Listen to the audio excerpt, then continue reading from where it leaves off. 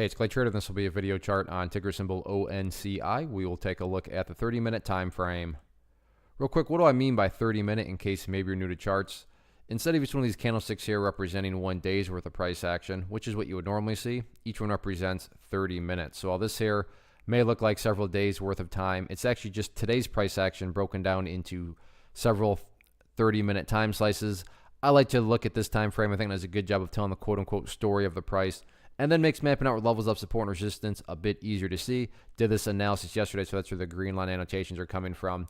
And, today was, I would say, a very, very solid day. Now, you may be thinking, no, what are you talking about? Today was so boring. Yesterday, the price was closing super strong, and then all that happened today was it just went sideways. Well, let's keep things in context. Where does each quote-unquote boring period continue to happen? So today's boring period, again, boring being defined as the price just went sideways. Well, it happened up here. Where did that last boring period happen? Well, it happened right down here. Where did that last boring happen? It happened down there. Hopefully you kind of notice and catch the drift that I'm getting at. Over time, these quote-unquote boring areas just keep getting higher and higher and higher, and that's the name of the game. So sure, from a very short-term perspective, all the price did today was went sideways, and that's not very exciting. But it keeps on getting higher and higher through each one of these consolidation periods, or as I've been calling them, the quote-unquote boring period. So I want to get that out, and it's just a nice sign of strength, because if you've been trading long enough, so I'm not saying this is like some sort of unique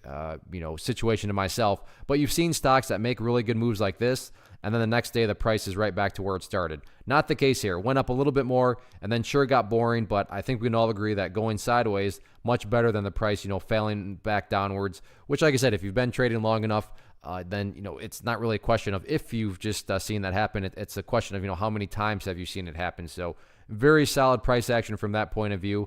And I'm going to do a little house cleaning here. Get rid of both these green lines, actually, because from the broad scope of things, as I've been talking about, and I'm about to talk about again, it's all about the purple line. The 50-period simple moving average, as long as the price stays above that purple line, as the purple line itself moves higher and higher, that implies that the trend is bullish, and that's what you want to see, assuming you care about the overall picture of it all. So nice way to close out the week. We'll see what next week brings.